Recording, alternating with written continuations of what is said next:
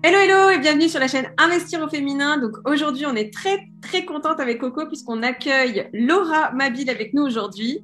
Bonjour Laura. Hello Donc, les filles.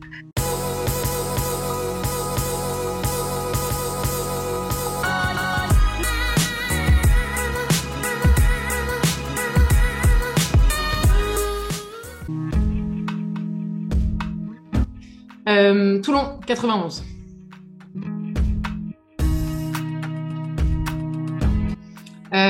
J'investis dans le Var.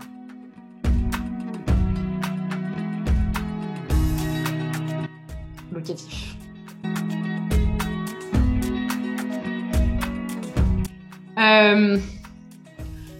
Grandir et être présente dans le moment.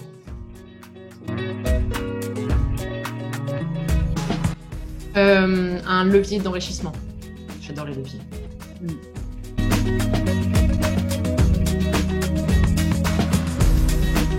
Franchement, je trouve pas.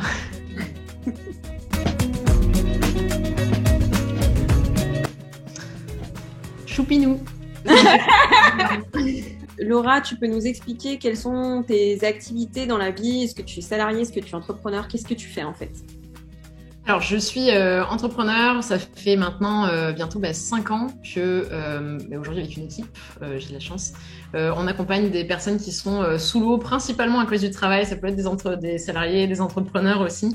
Et on les aide à vivre à 100%, justement, et arrêter de vivre à 100 à l'heure, comme on a tendance à le faire. Et pour ça, on les aide à s'organiser. On a une formation décupler sa productivité pour les aider à s'organiser, avoir plus de résultats en moins de temps, moins d'efforts.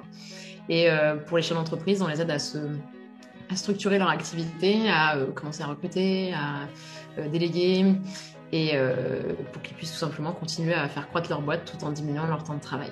Donc, c'est pour ça que je disais tout à l'heure, j'aime bien les leviers. Pour moi, c'est du pur levier pour toujours plus de résultats en moins de temps, que ce soit ce qu'on fait au sein de la boîte ou l'immobilier d'ailleurs. Et c'est mon activité aujourd'hui. J'ai écrit un bouquin qui a été publié, Miracle Morning Guide pratique, mais ça maintenant c'était il y a quelques temps. Et vraiment, le cœur de l'activité, c'est ce que je viens de vous dire là.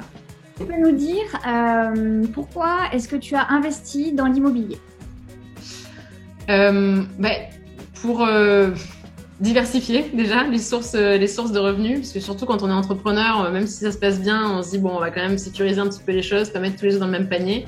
Et parce que aujourd'hui, autant peut-être dans la version précédente, je vois pour mes parents, on investissait, on essayait d'avoir juste de l'équilibre, autant aujourd'hui, il y a de vraies opportunités d'avoir un vrai cash flow positif, d'avoir de rentrées d'argent en plus là-dessus. Donc à la fois pour diversifier et pour pouvoir augmenter les revenus récurrents.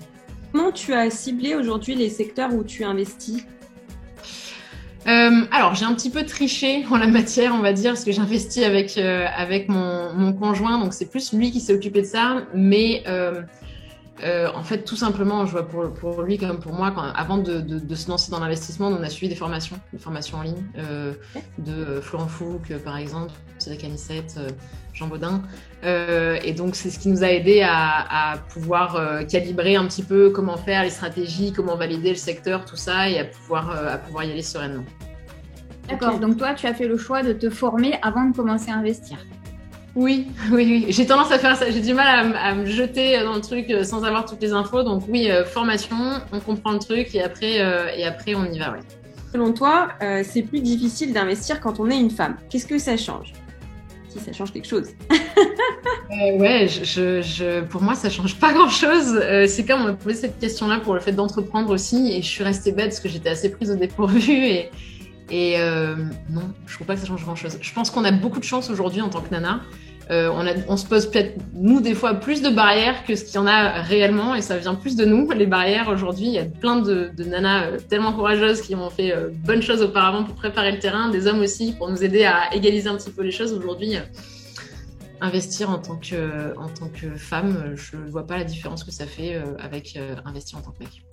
C'est super intéressant ce que tu dis parce que du coup, ça veut dire que peut-être que les nanas qui disent ouais, c'est différent d'investir, c'est peut-être pas ça vient de l'extérieur, mais peut-être que ça vient de nos croyances et de nos freins et de nos blocages intérieurs. Absolument. Pour moi, c'est vraiment, et en général, c'est Florent Fouque justement que je connais par d'autres, en dehors de la formation que j'ai suivie, que je connais par d'autres cercles, on va dire. Et donc, on reste dans la thématique de l'immobilier, donc je le cite, mais qui m'avait dit à un moment donné, quoi que tu crois, enfin, en fait, que tu penses que tu en es capable ou pas, t'as raison. Et il le disait peut-être plus que moi, il y a il a pris à quelqu'un d'autre, mais en fait, quoi que tu crois, t'as raison. Donc, tu crois que t'en es capable, t'as raison. Et vas-y, tu crois que t'en es pas capable, au final, t'as raison, parce que tu te bloques toi-même dans le process quelque part. Ouais, de toute façon, c'est toujours le frein, c'est toujours toi. Hein. Le plus gros frein dans la vie, c'est toi. Absolument, tellement. C'est nous qui a le plus gros travail qu'il y a à faire, c'est sur nous-mêmes. Le reste, c'est du superflu, mais c'est secondaire, quoi, quelque part. Ouais, exactement. Alors, tu nous parlais de ton conjoint. Est-ce que tu peux nous dire quelle est ta situation familiale? Comment tu investis, seul, à deux? Voilà, où t'en es un petit peu. Alors, on est... je veux dire, j'ai l'impression de remplir un formulaire de... On est taxé. On a fait des projets. Il y a des projets, en fait, on a bossé ensemble sur tous les projets qu'on a pu faire. Des fois, c'était lui, des fois, c'était nous deux, des fois, c'était moi qui investissait vraiment. Et on a fait... des colocs, 3 colocs, et en ce moment on est en train de faire un projet pour de la location courte durée. Alors, est-ce que tu veux bien nous expliquer en quelques mots ton premier investissement? Le tout premier, comment ça s'est passé pour toi? Tout premier, comment ça s'est passé? Du coup, c'était une coloc qu'on a fait avec mon compagnon.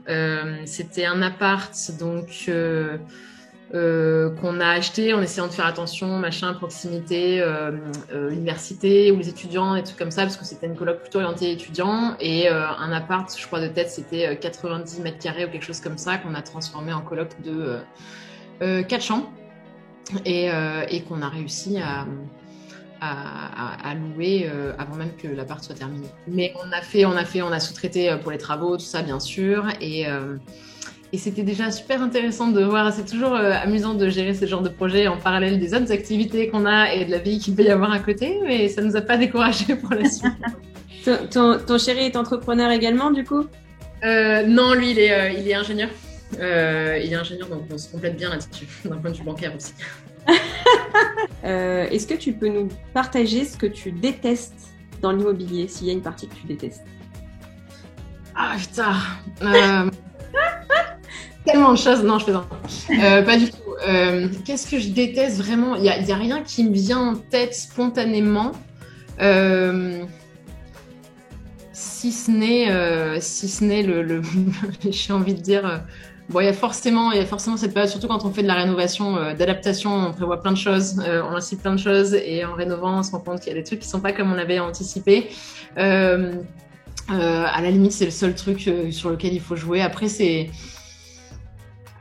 y a un petit cycle à prendre en main, mais ça se passe bien. Donc plutôt les imprévus liés aux travaux, en fait. Oui, les imprévus liés aux travaux, clairement.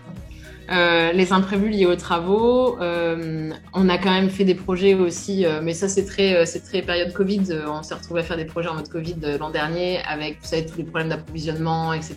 qu'il y a pu avoir et compagnie. Mais c'est inconfortable, mais en plus, vous êtes toutes les deux entrepreneurs aussi.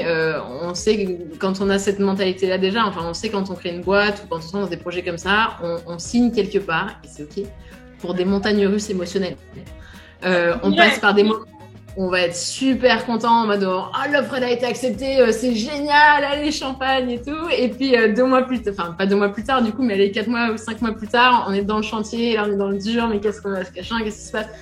Ça fait partie du package, et puis ça en décourage pas d'entendre ça. Enfin, c'est complètement OK, ça change pas. Le chemin est super intéressant, et surtout le résultat est super sympa aussi, quoi. Donc ça vaut le coup.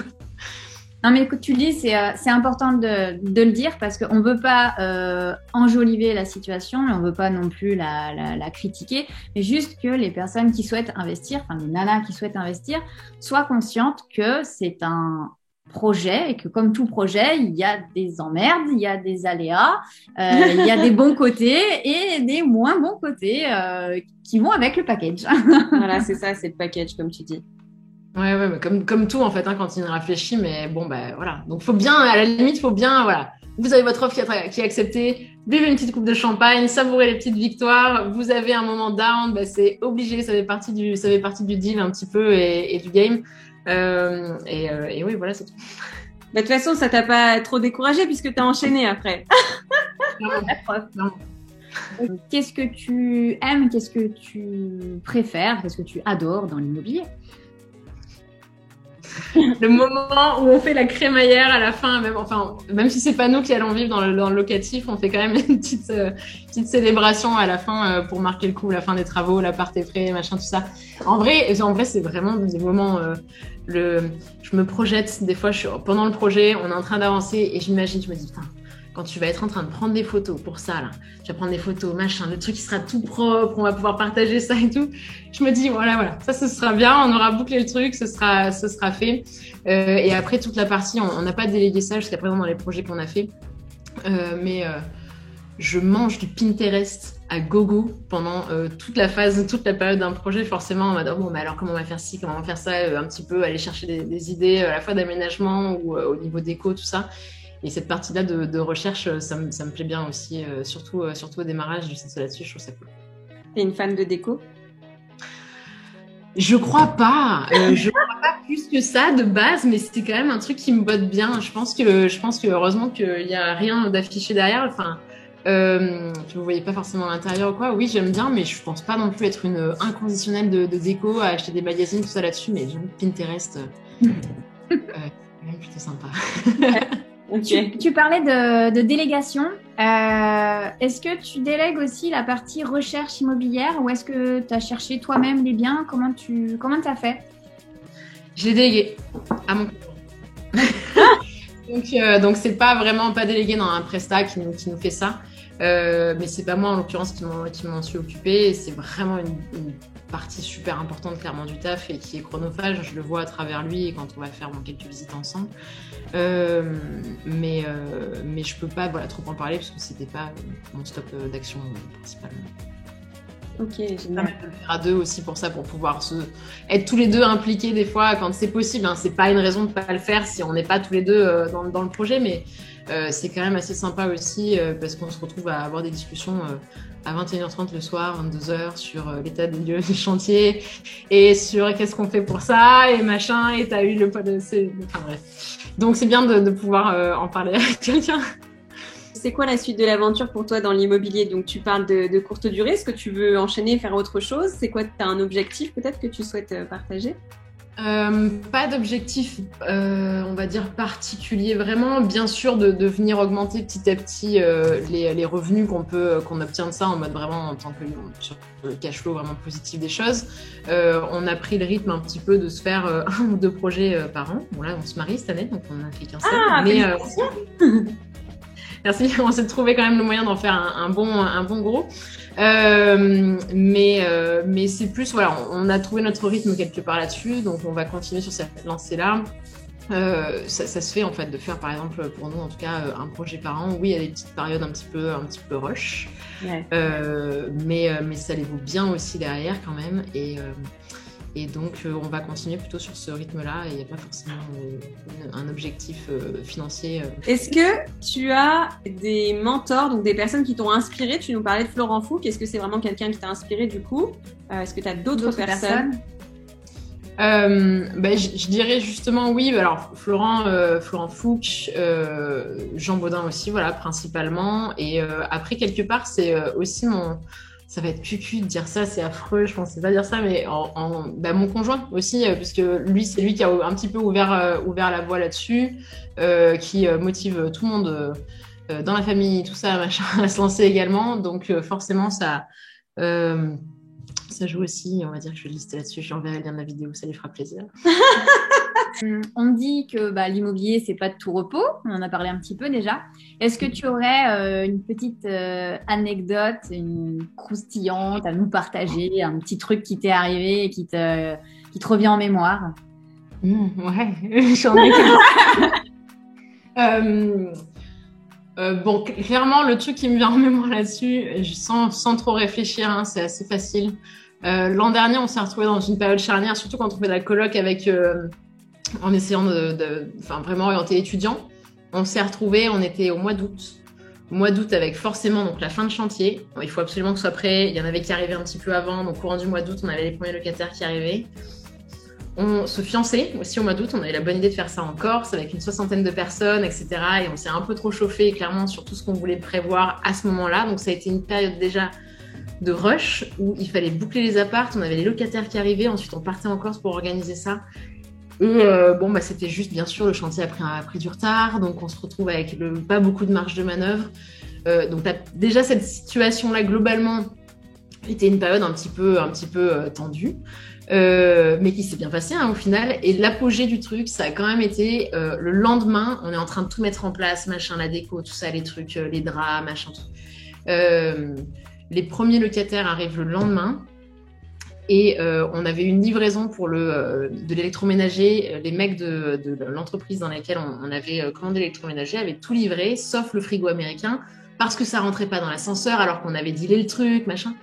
Et ils se retrouvent à livrer le frigo américain donc la veille de l'arrivée des locataires. Ils le mettent dans la niche qui était prévue pour, et là on se rend compte qu'en fait on a mal pris les mesures et que ça rentre pas. Oh et donc on peut pas ouvrir la porte du congèle. Donc on se retrouve à devoir abattre la petite cloison qu'il y avait. Donc, bien sûr, il y avait des plaintes, il y avait la peinture qui était faite, on abat la cloison, donc la plainte saute, la peinture s'en va, enfin bref. Ça s'est fait, finalement, ça s'est bien goupillé. Mais voilà, là on a eu une petite pépite, clairement, où on s'est dit, voilà, c'est génial, c'est exactement pour ça qu'on a signé.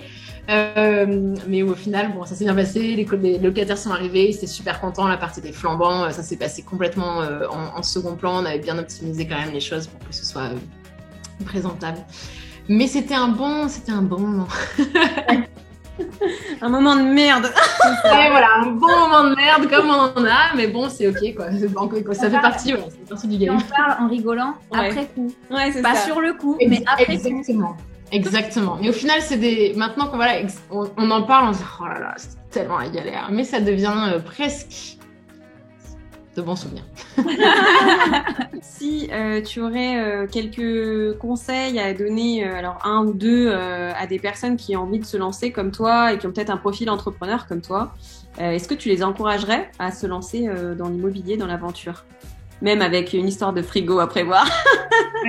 Oui, bien sûr. Moi, ce que je pourrais conseiller humblement en la matière, moi de base, c'est pas du tout mon domaine.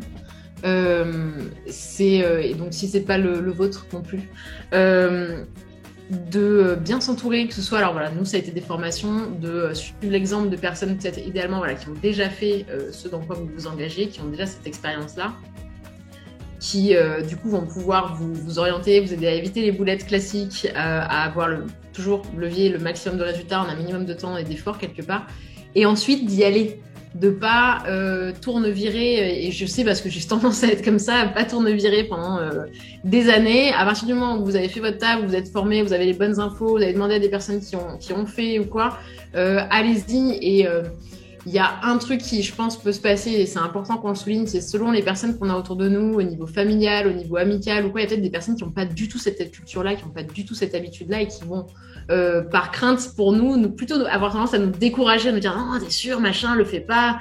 C'est normal. Je pense que du coup, tous, quand on investit, du coup, on a il y a dans une certaine mesure ça qui peut se passer. C'est pas pour autant qu'il faut pas y aller. Voilà, quand vous avez bien fait le taf en amont, de vous renseigner auprès de personnes qui ont déjà fait, de bien suivre les rails de ce qu'on vous a conseillé. Ensuite, il faut y aller. Et ces personnes-là, c'est des fois les personnes aussi qui derrière vont se dire, du coup, en fait, ouais, c'est possible, et qui vont vouloir s'y mettre aussi de leur côté parce que vous aurez ouvert un petit peu la voie. Donc voilà. Le fait que tu sois entrepreneur, ça t'a aidé finalement à passer à l'action en termes d'achat immobilier. Est-ce que c'est l'état d'esprit d'entrepreneur t'a aidé ou pas? Alors, une question piège, ça me vient comme ça. Non, mais je pense que tu poses cette question à 90% des entrepreneurs. Je pense que quand tu as effectivement le profil type entrepreneur qui va faire les choses, qui a tendance à se poser 2-3 questions, mais après très vite foncer, ça va aider. Parce que tu as cette tendance à pas t'éterniser sur les sujets, à y aller, à foncer, etc. Moi, j'ai l'impression que je suis un petit peu entrepreneur malgré moi, dans le sens où je suis pas comme ça. Ouais. J'ai tendance si tu me laisses faire, je tourne vire, je veux être sûre d'avoir toutes les infos, etc. Et donc, je suis justement plutôt la version opposée. Donc, j'ai pas forcément peut-être le profil type entrepreneur, parce que c'est ce qui fait que j'aime bien l'organisation structurée, machin, tout ça, alors que la plupart kiffent pas trop ces sujets-là. Mais donc, du coup, je suis pas sûre. Voilà, je pense que quand tu es un entrepreneur avec un grand E classique ou quoi, oui, ça doit t'aider. Et moi, c'est plus voilà, d'avoir eu vraiment des personnes autour de moi qui faisaient, d'avoir des exemples à suivre et tout, et de pouvoir me dire, OK, j'accumule les informations, ça me semble bien, allez, on y va, en sachant que presque tous les feux quoi, sont ouverts quelque part. Et est-ce que le deuxième investissement et les suivants t'ont paru plus simples que le premier? Oui. Oh oui.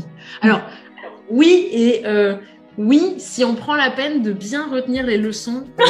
Ça a été un sujet avec mon chéri parce qu'on a fait le premier. Et je lui disais, moi, je pense process, je pense on rentabilise, tout ça. Donc, j'étais en mode, bon, voilà, il y a eu telle boulette, il y a eu tel truc, il faut qu'on se le note. La prochaine fois, il faut qu'on anticipe ça pour pas se retrouver avec les mêmes galères. Au deuxième, on l'avait pas vraiment fait. Et on s'est remangé des fois les mêmes galères où ça te fout encore plus à la rogne quelque part, la rage de te dire, mais c'est pas possible, on a déjà fait ce truc-là. Au troisième, ça a été intégré. Au troisième, j'avais noté dans mon petit Asana, machin, j'avais fait la liste, je m'étais processé un peu le truc. Et du coup, parce que quand tu l'enchaînes pas, nous on en fait plus ou moins un par an, t'as l'impression sur le moment, tu te dis, mais c'est sûr, j'oublierai pas ça. Mais si, en fait, un an plus tard, tu l'as oublié. Ouais. Et tu te retrouves dans le même truc. Donc, bien noter, rentabiliser toutes les erreurs qu'on peut faire. Et à ce moment-là, processer vraiment les choses le plus possible parce que c'est toujours le même cycle à peu près qui se répète derrière. Et à ce moment-là, ça devient de plus en plus facile, forcément. On n'échappe pas à notre petit lot d'imprévus et de surprises, mais ça limite quand même beaucoup les choses et ça rend les choses plus simples. Oui, tu as toujours ton lot de nouveautés, de toute façon. C'est parti du tout. Bien sûr. Super. Bon, bah merci. Merci beaucoup, Laura. Merci à toi pour avoir répondu à toutes ces questions de manière authentique. C'est ça qu'on aime. Et puis, je te le dis merci encore une fois et à très vite dans une prochaine vidéo. Salut.